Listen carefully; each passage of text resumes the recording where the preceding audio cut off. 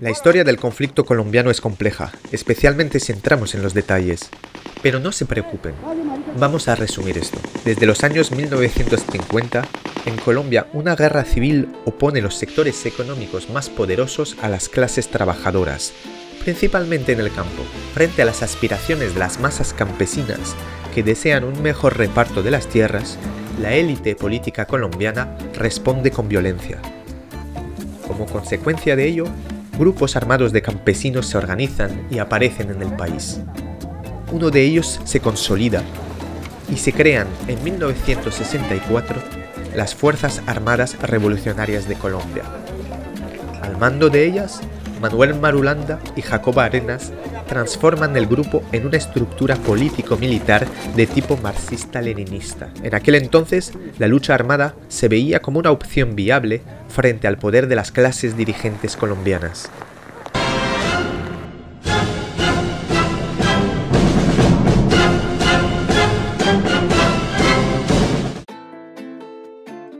Bueno, el tipo ese, ¿sabéis quién es?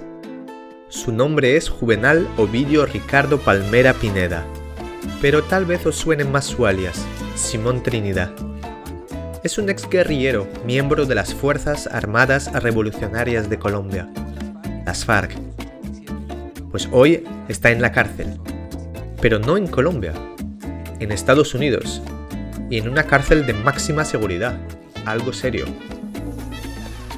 Pero un momento, ¿qué hace un ex guerrillero colombiano en una cárcel en Estados Unidos? Además, el conflicto colombiano ya se acabó. Las FARC firmaron la paz con Bogotá. ¿Qué está pasando aquí? Bueno, pues para entenderlo, hay que irse un poco más atrás. No solamente en la historia de Simón Trinidad, no. Hay que irse más atrás en la historia del conflicto colombiano.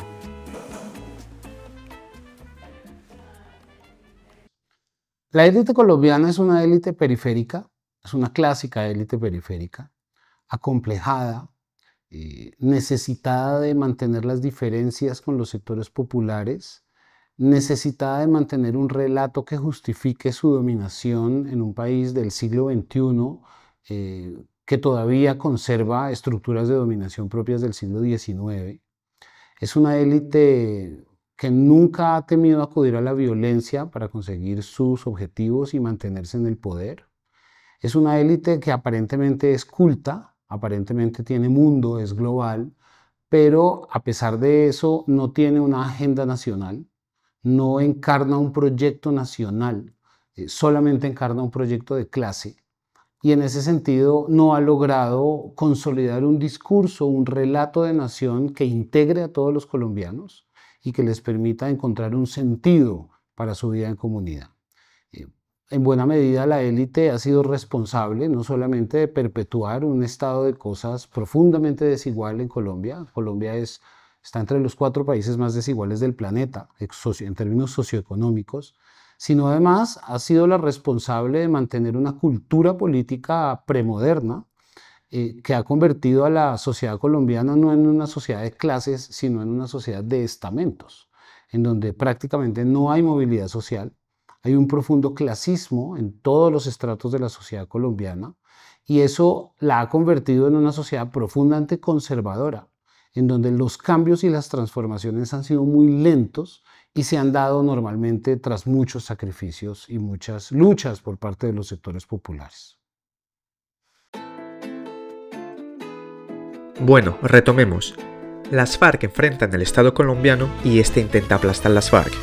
Como ninguno de los dos consigue vencer a su enemigo, se abren negociaciones en 1984. El objetivo para las FARC es reintegrar la vida civil a través de la participación política, por lo cual se crea un partido con otras fuerzas de izquierda, la Unión Patriótica. Y a partir de este momento es cuando entra en escena Ricardo Palmera.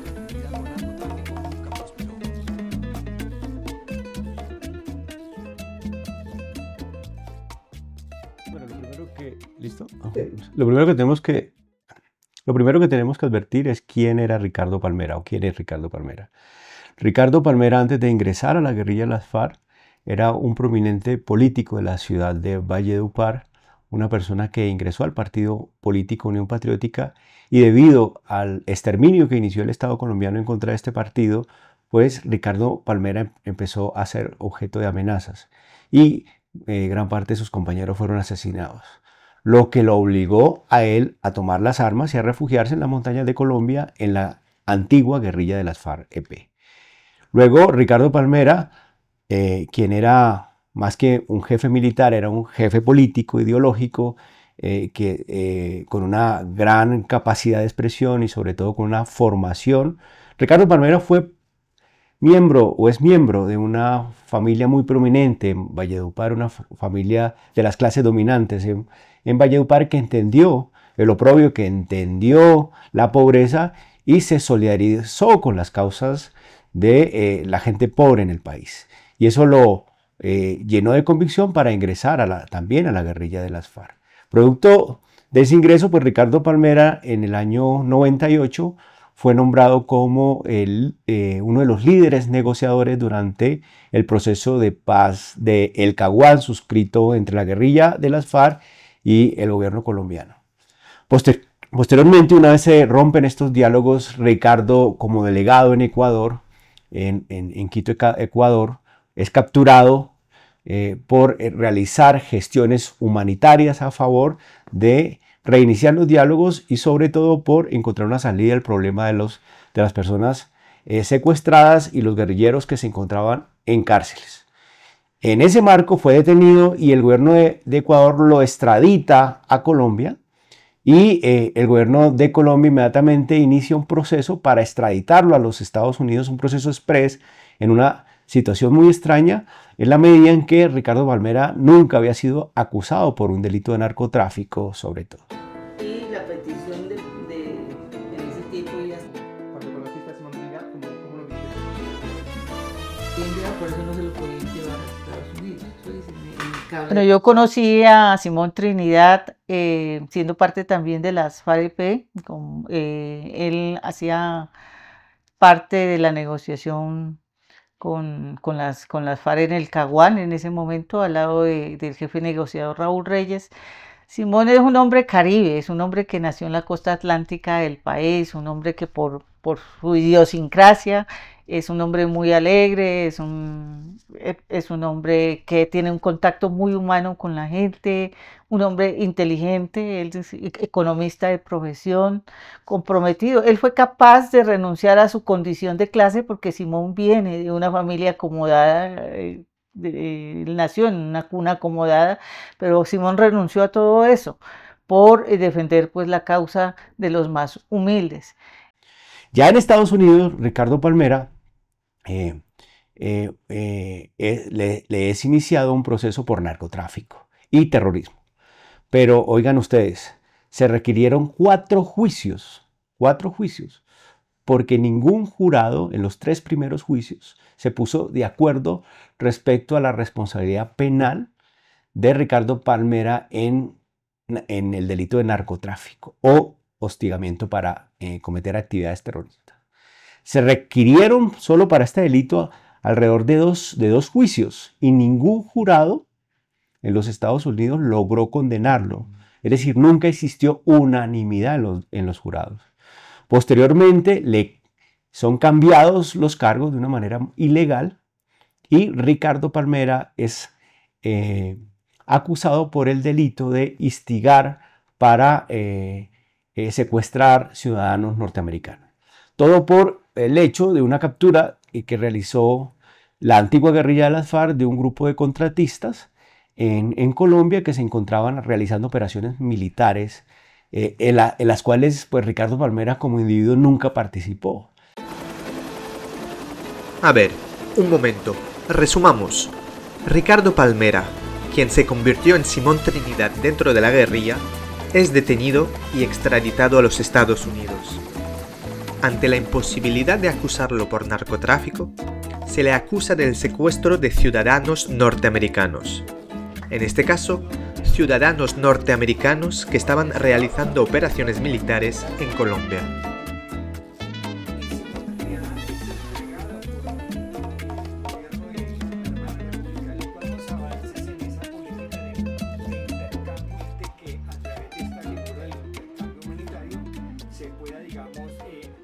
Simón se encontraba en la hermana República del Ecuador haciendo gestiones de paz para la liberación de Ingrid Betancourt y algunos funcionarios que resultaron ser de la CIA haciendo inteligencia en el sur del país y al parecer su nave por la que estaban haciendo ese espionaje se cae y los guerrilleros de la FARC pues los toman como rehenes, dado que para esa época había una iniciativa por parte de esa guerrilla de las FARC, Ejército del Pueblo, de hacer un intercambio humanitario, porque muchos de los prisioneros políticos que se encontraban en las cárceles y penales del país eran combatientes de esa organización insurgente que estaba librando una guerra revolucionaria para la toma del poder político en Colombia.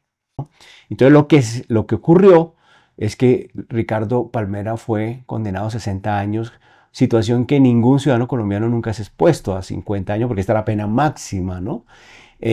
Y Ricardo Palmera hoy cumpliría más de 21 años en una cárcel en los Estados Unidos.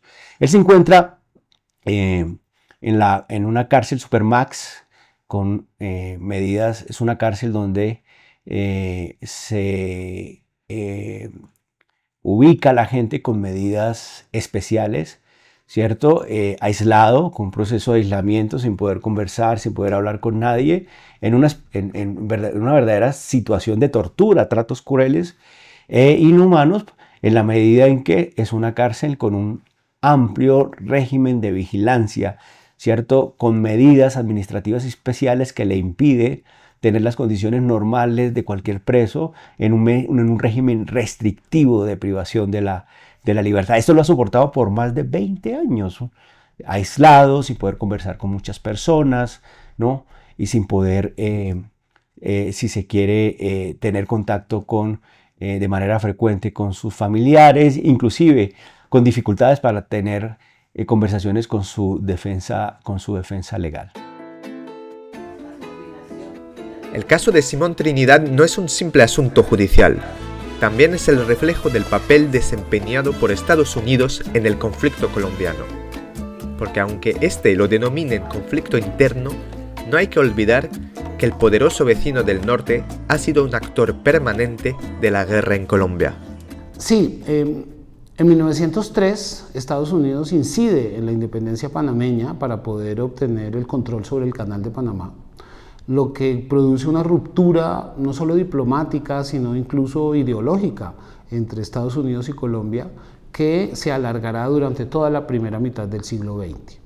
Esta ruptura viene a recomponerse solo a partir de 1950, cuando en Colombia asume el presidente Laureano Gómez, un presidente conservador, ultracatólico, que si bien veía a Estados Unidos con una profunda desconfianza, primero por su origen anglosajón y segundo por su condición protestante, para Laureano su referente era la España de Franco, decide, digámoslo, restablecer relaciones con Estados Unidos, pasar por encima de sus propios prejuicios y acercarse a la potencia del norte, en buena medida porque su único referente, que es Franco, en ese momento se encuentra aislado, porque es el último aliado que tenían los nazis durante la Segunda Guerra Mundial.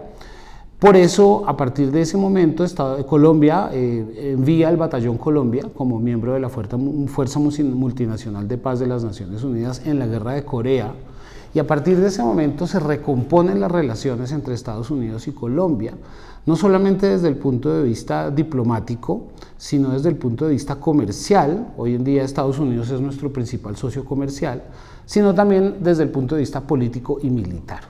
Es decir, político en cuanto las decisiones políticas de fondo y de profundo calado en Colombia se han tomado siempre con la aquiescencia y la venia de la Embajada de los Estados Unidos. Y desde el punto de vista militar, porque pues, el año 59 marca el triunfo de la Revolución Cubana, una nueva relación de los Estados Unidos con América Latina basada en la seguridad nacional Y en esa lógica el ejército de Colombia pues establecerá una profunda vinculación con los Estados Unidos. No solamente se comparten objetivos estratégicos, sino que además se comparten, en particular desde que Colombia pasó a ser socio de la OTAN, se comparten pues toda suerte de procedimientos, de formas de llevar a cabo los asuntos militares, los propios rangos militares se homologaron, las referencias del armamento se homologaron, y en ese sentido, al menos en términos formales, hoy por hoy el ejército colombiano es un ejército más de la OTAN. Si bien no somos miembros, pero sí somos socios. Y desde el punto de vista operativo, pues la vinculación es tan estrecha que nuestros militares han ido por generaciones a hacer cursos de formación en Estados Unidos, han participado en la Escuela de las Américas, han aprendido allí tácticas contra insurgentes como la tortura, la desaparición forzada, el desplazamiento forzado, las guerras las operaciones psicológicas, y las han implementado durante el transcurso del conflicto armado, ¿no?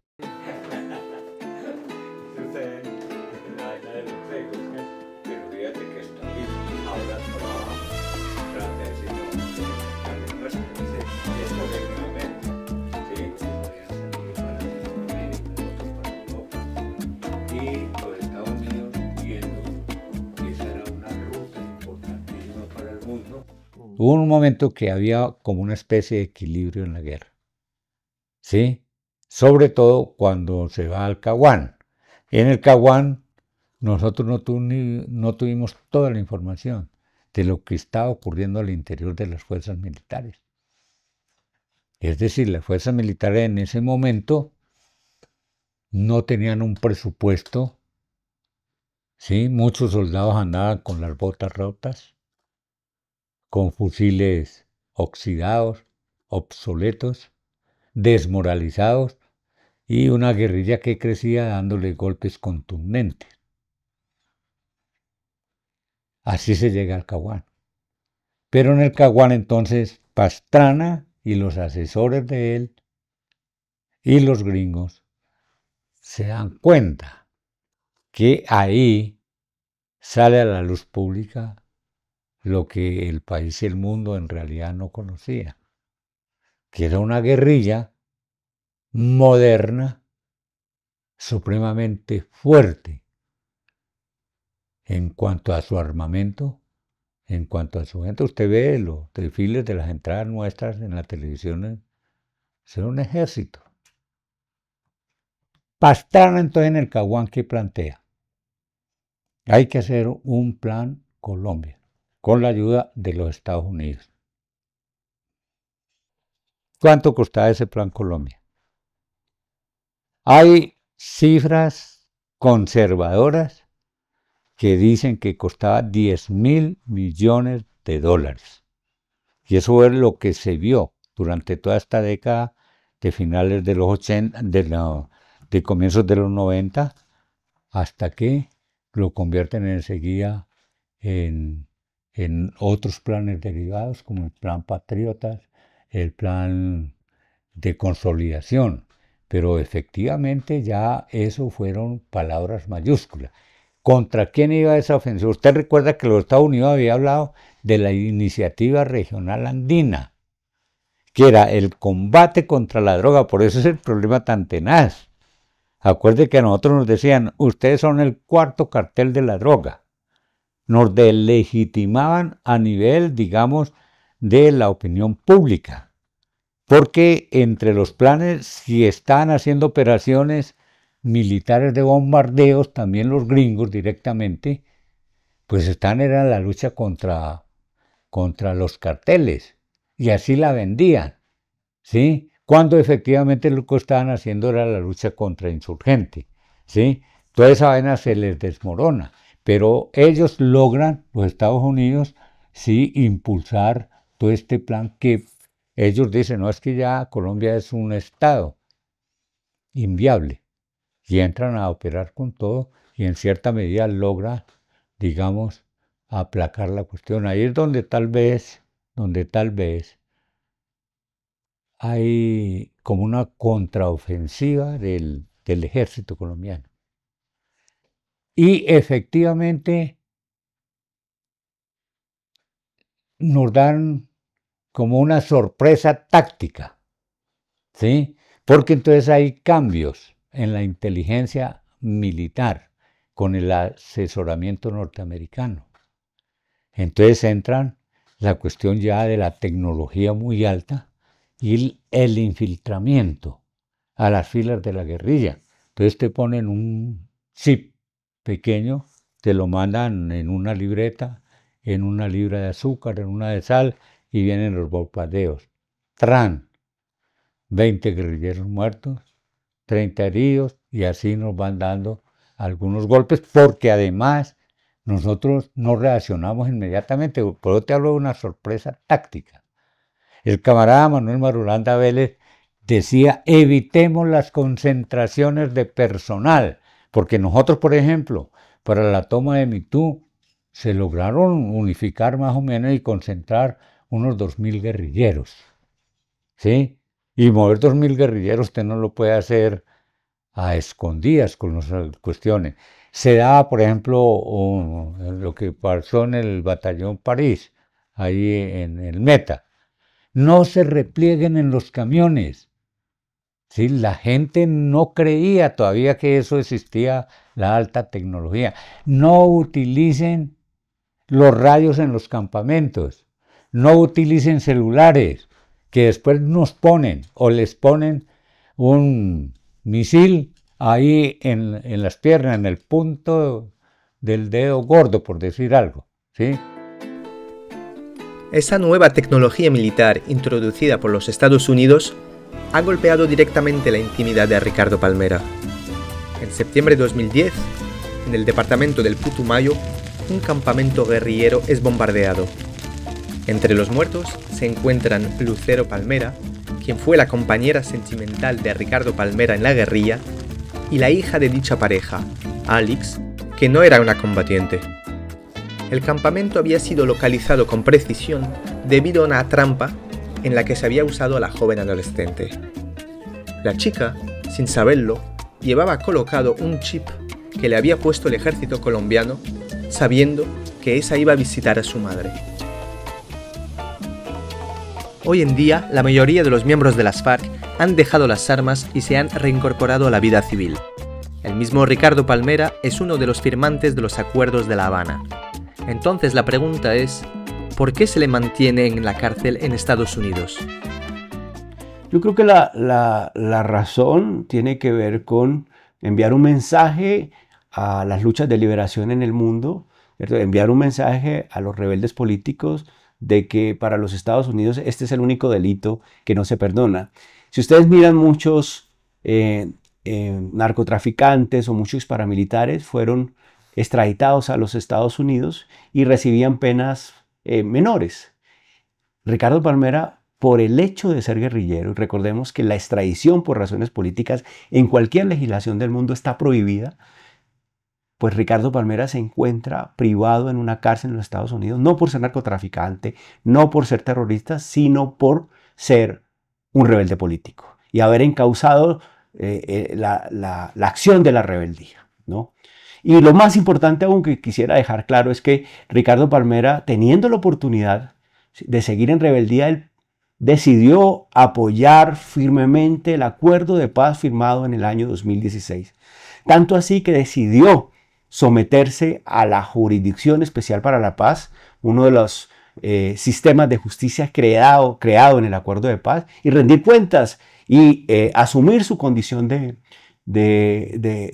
rebelde y mandarle un mensaje muy fuerte a los guerrilleros colombianos que era el único camino que nos quedaba a todos los colombianos, era el camino de la solución política negociada.